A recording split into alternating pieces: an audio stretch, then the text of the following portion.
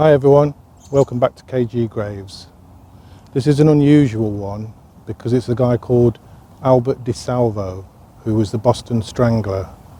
Now, we wasn't given information about this grave, but we managed to track it down after searching for a long time.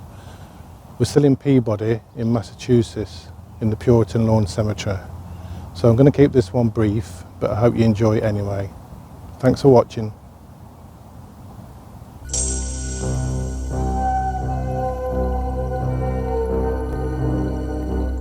The city is for some glamorous, stimulating, prosperous. Only recently has it become dangerous. 5 young girls have been strangled in the Boston area in little over a year. The stranglings have become the chief topic of conversation between housewives on the telephone, co-eds between classes, and secretaries during coffee breaks.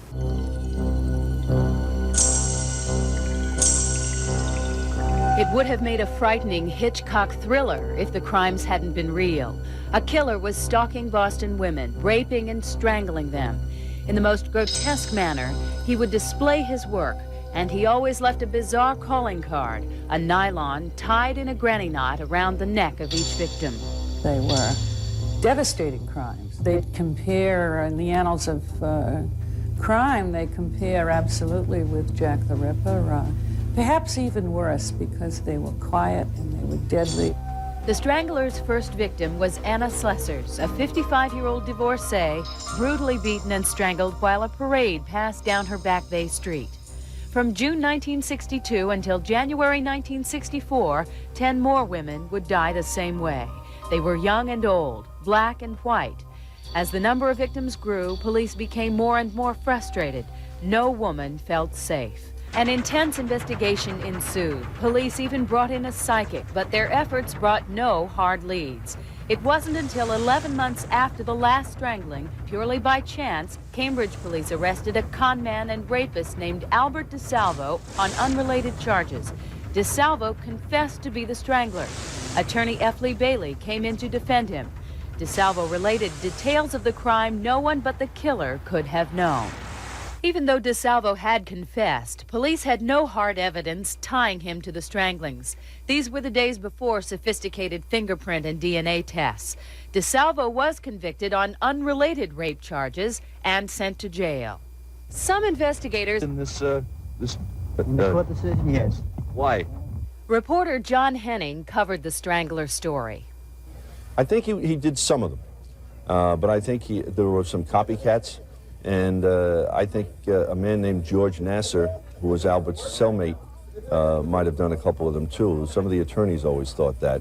F. Lee Bailey did, who defended DeSalvo in the crimes that he was convicted for, the assaults. Albert DeSalvo was found dead on this cot, stabbed 20 times by other inmates.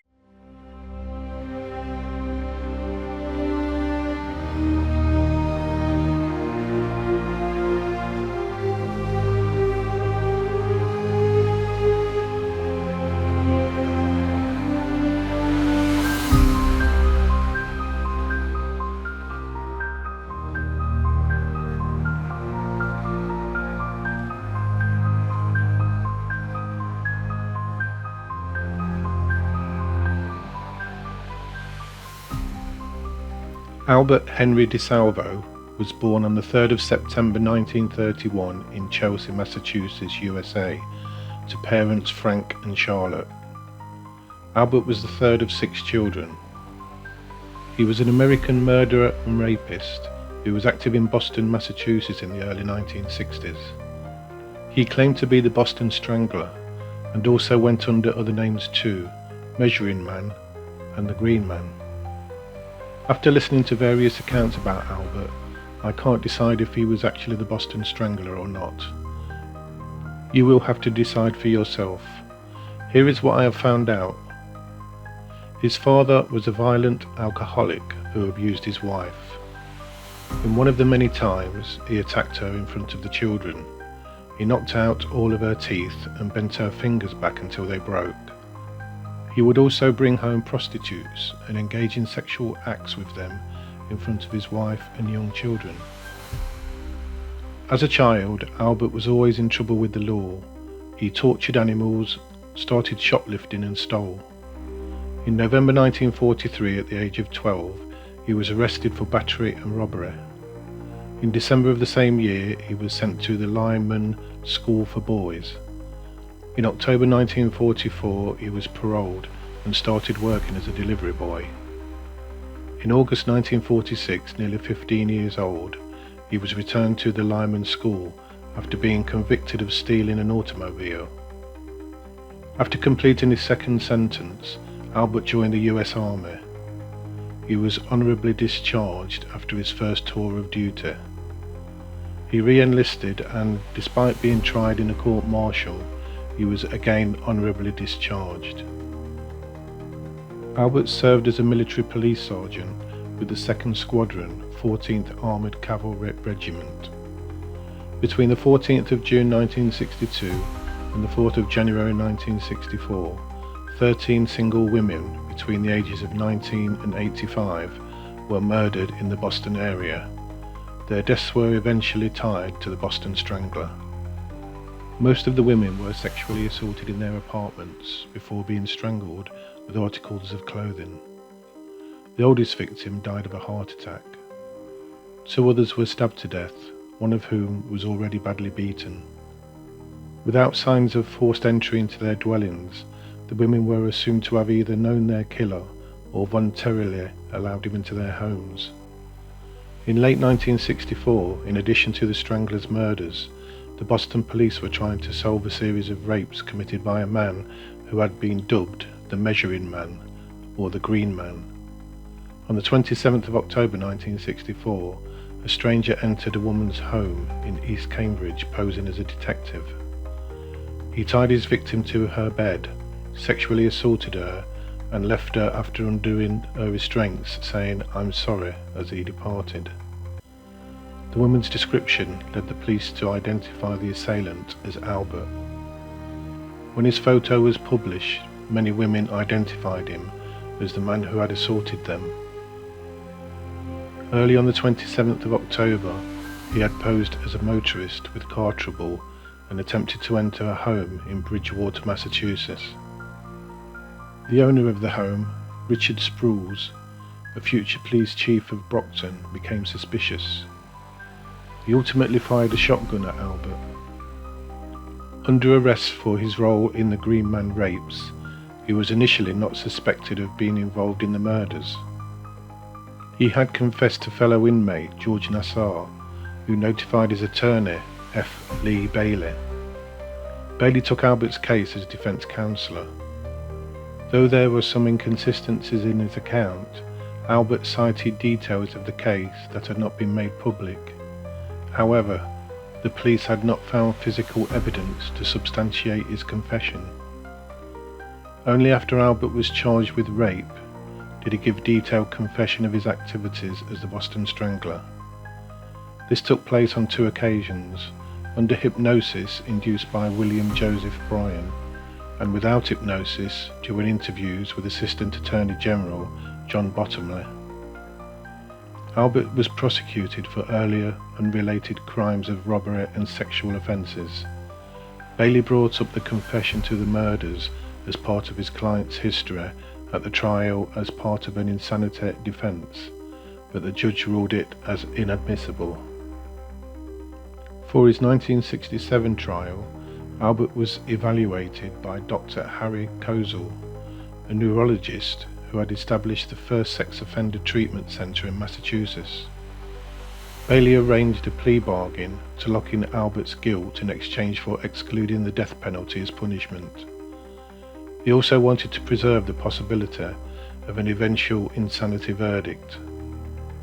Bailey was angered by the jury's decision to sentence Albert to life without parole, LWOP. He said, "My goal was to see the Strangler wind up in a hospital where doctors could try to find out what made him kill. Society is deprived of a study that might help deter other mass killers who lived among us, waiting for the trigger to go off inside them." The Boston Strangler's victims were Anna Elsa Sleezers, aged 55, Mary Mullen, aged 85, Nina Neoma Nichols, age 68, Helen Elizabeth Blake, age 65, Edith Ida Erger, age 75, Jane Sullivan, age 67, Sophie L. Clark, age 20, Patricia Jane Bissett, age 23, Mary Ann Brown, age 69, Beverly Florence Simons, age 23, Maria Evelina Corbin, age 57, Joanne Marie Graff, 23, and Mary Ann Sullivan, age 19. Albert was sentenced to life in prison in 1967. In February of that year, he escaped with 2 fellow inmates from Bridgewater State Hospital, triggering a full-scale manhunt. A note was found on his bunk addressed to the superintendent. In it, he stated he had escaped to focus attention on the conditions in the hospital and his own situation. 3 days after the escape, he called his lawyer to turn himself in. His lawyer then sent the police to rearrest him in Lynn, Massachusetts. Following the escape, he was transferred to the maximum security prison, known at the time as Walpole, where he later recanted his Strangler confessions. On the 25th of November 1973, he was found stabbed to death in the prison infirmary. Robert Wilson, who was associated with the Winter Hill Gang, was tried for Albert's murder, but the trial ended in a hung jury. Bailey later stated that Albert was killed for selling amphetamines in the prison for less than the inmate enforced syndicate price. On the 11th of July, Boston law enforcement officials announced that DNA evidence had linked Albert to the rape and murder of 19-year-old Mary Sullivan. His remains were exhumed and DNA test results proved he was the source of seminal fluid recovered at the scene of Sullivan's 1964 murder. 9 days later, investigators announced that the comparison of crime scene evidence and Albert's DNA leave no doubt that Albert DeSalvo was responsible for the brutal murder of Mary Sullivan. Though Albert was conclusively linked to Mary Sullivan's murder, doubts remain as to whether he committed all of the Boston Strangler homicides, and whether another killer could still be at large. When he confessed, people who knew him personally did not believe him capable of the crimes. It was also noted that the women allegedly killed by the Strangler were of widely varying ages, social status, and ethnicities. Susan Kelly, an author who had access to the files of the Commonwealth of Massachusetts' Strangler Bureau, argued in her book that the murders were the work of several killers rather than that of a single individual.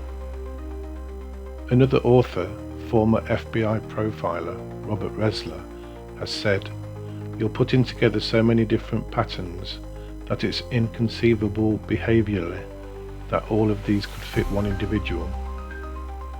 In 2000, Elaine Whitfield Sharp, an attorney specialises in forensic cases from Marblehead, Massachusetts, began representing the families of Albert and of Mary A. Sullivan, the 19-year-old victim who was among the Strangler's final victims in 1964.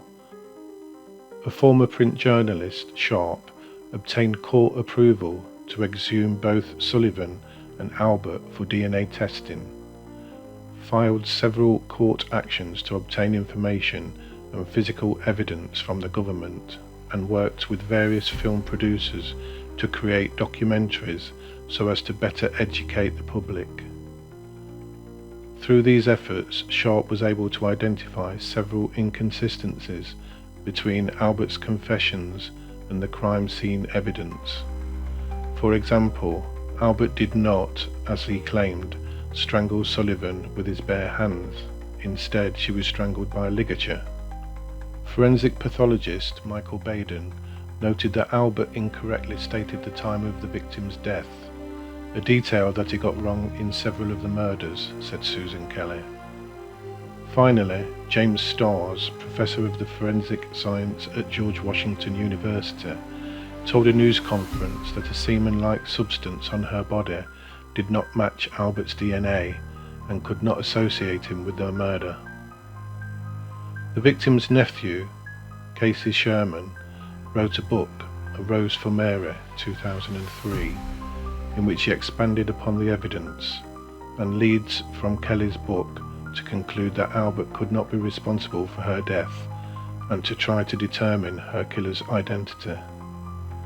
Sharp continues to work on the case for Albert's family. George Nassar, the inmate Albert reportedly confessed to, is among the suspects in the case. In 1967, he was given a life sentence for the shooting to death of an Andover, Massachusetts gas station attendant. In 2008 and again in 2009, the Massachusetts Supreme Judicial Court denied Nassar's appeals of his 1967 conviction. In 2006, Nassar argued in court filings that he was unable to make his case in a previous appeal because he was in a federal prison in Leavenworth, Kansas in the 1980s and therefore did not have access to the Massachusetts legal resources. The court noted that Nassar had returned to Massachusetts in 1983, yet he did not plead his case for more than 2 decades. Nassar also filed a motion for a new trial in Essex County, which was denied, as was his 2011 petition to the United States Supreme Court. Ames Roby, a former prison psychiatrist who analysed both Albert and Nassar, has called Nassar a misogynistic, psychopathic killer and a far more likely suspect in the Strangler murders than Albert. Several followers of the case have also declared Nassar to be the real Strangler, claiming that he fed details of the murders to Albert. Albert, they speculated, knew that he would spend the rest of his life in jail for the Green Man attacks and confessed, so that Nassar could collect reward money that they would split, thus providing support to Albert's wife and 2 children. Another motive was his tremendous need for notoriety. Albert hoped that the case would make him world famous. Roby testified that Albert so badly wanted to be the Strangler. In a 1999 interview with the Boston Globe, Nassar denied involvement in the murders, saying that the speculation had destroyed his chances of parole. "I had nothing to do with it," he said. "I'm convicted under the table, behind the scenes." Many films, TV programs and music was made surrounding this case, including the films The Strangler 1964 starring Victor Buono, The Boston Strangler 1968 starring Tony Curtis, Henry Fonda and George Kennedy, among others.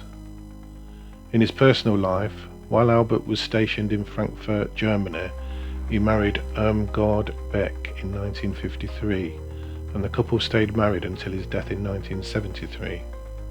They had 2 children together. Their first child, a daughter named Judy, was born with a physical handicap.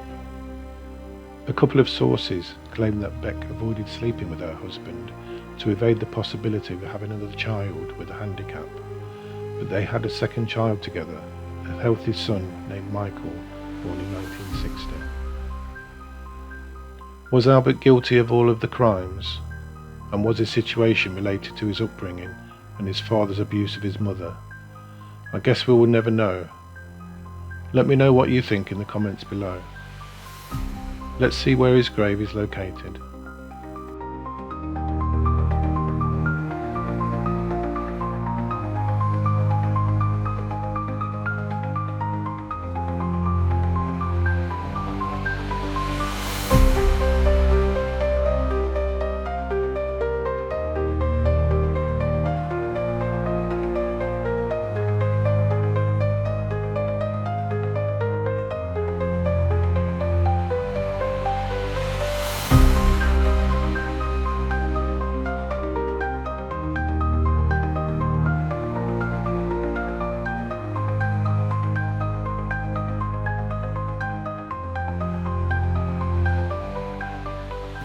So there you have it, the grave of Albert DeSalvo, the Boston Strangler.